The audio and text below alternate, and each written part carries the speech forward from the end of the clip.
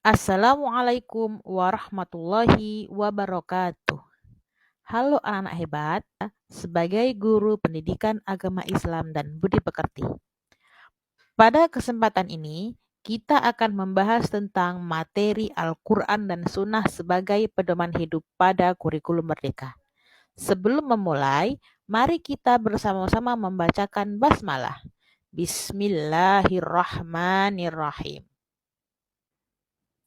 Sebelum penjelasan materi, kita akan membahas tentang tujuan pembelajaran.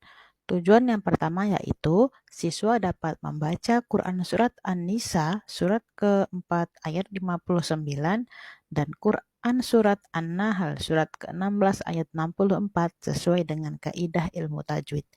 Yang kedua, siswa dapat menghafalkan Quran Surat An-Nisa surat keempat ayat 59 dan Quran Surat An-Nahl surat ke-16 ayat 64 sesuai dengan kaidah tajwid.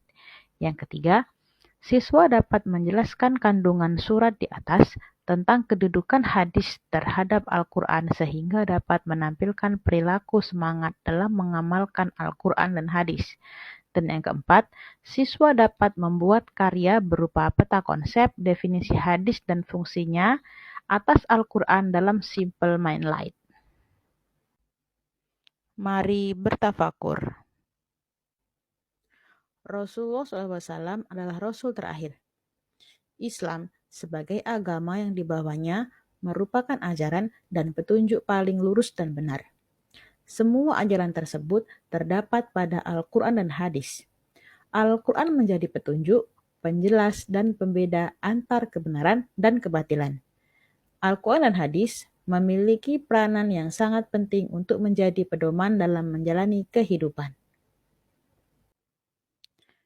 Hal tersebut terdapat pada Quran Surat An-Nisa surat keempat ayat 59 yang berbunyi, Ya ayyuhalladzina amanu ati'ullaha wa ati'ur rasul wa ulil amri minkum fa in tanaza'tum fi syai'in farudduhu ilallahi war rasuli in kuntum tu'minuna billahi wal yaumil akhir dzalika khairu wa ahsanu ta'wila, yang artinya, wahai orang-orang yang beriman, taatilah Allah dan taatilah Rasul Muhammad dan ulil amri pemegang kekuasaan di antara kamu. Kemudian, jika kamu berbeda pendapat tentang sesuatu, maka kembalikanlah kepada Allah Al-Quran dan Rasul Sunnahnya. Jika kamu beriman kepada Allah dan hari kemudian, yang demikian itu lebih utama bagimu dan lebih baik akibatnya. Quran Surat An-Nisa surat keempat ayat 59.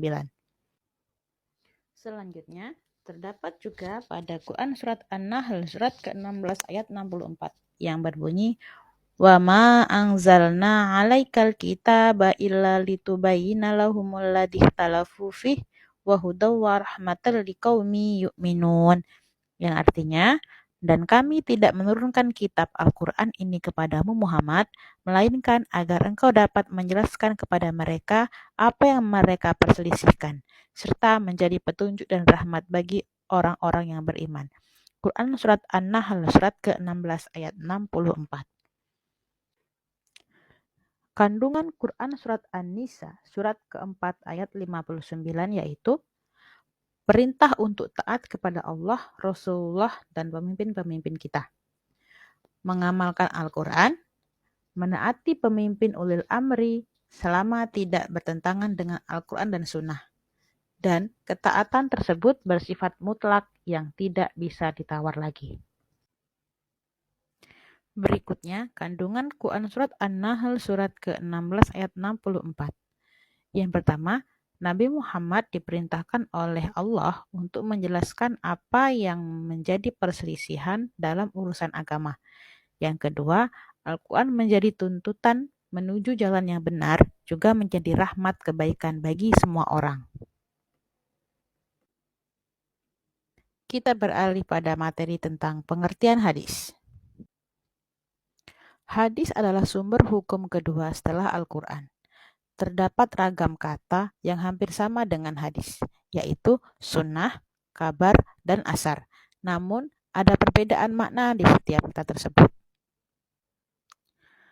Mari kita bahas satu persatu.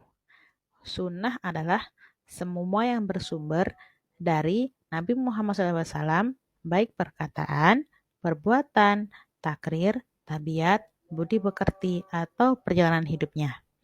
Hadis adalah perkataan, perbuatan, dan takrir yang bersumber dari Nabi Muhammad SAW. Ada pula ulama yang menyamakan sunnah dengan hadis. Khabar adalah sesuatu yang berasal atau disandarkan kepada Nabi Muhammad SAW dan selainnya.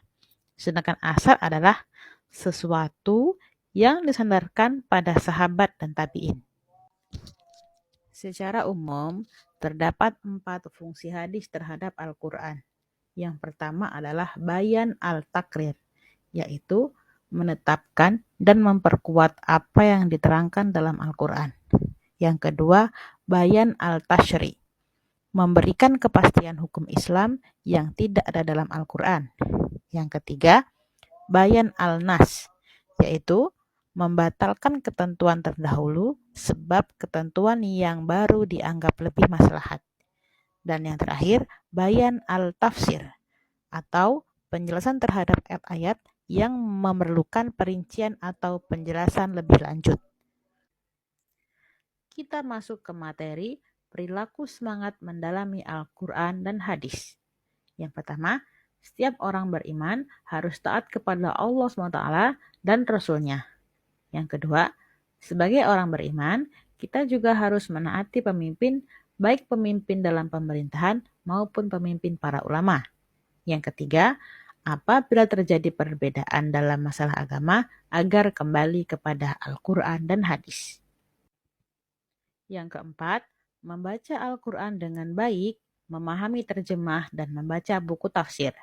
Yang kelima, membaca buku-buku yang berkenaan dengan hadis. Dan yang terakhir, berkonsultasi dengan guru terkait bacaan atau kandungan Al-Quran dan hadis. Demikian penjelasan materi dari saya. Semoga dapat kalian pahami dengan baik dan dapat menjadi perubahan yang baik bagi diri kalian. Tugas selanjutnya yaitu kalian harus dapat menunjukkan hafalan kedua ayat tersebut dengan baik dan benar sesuai dengan tajwid.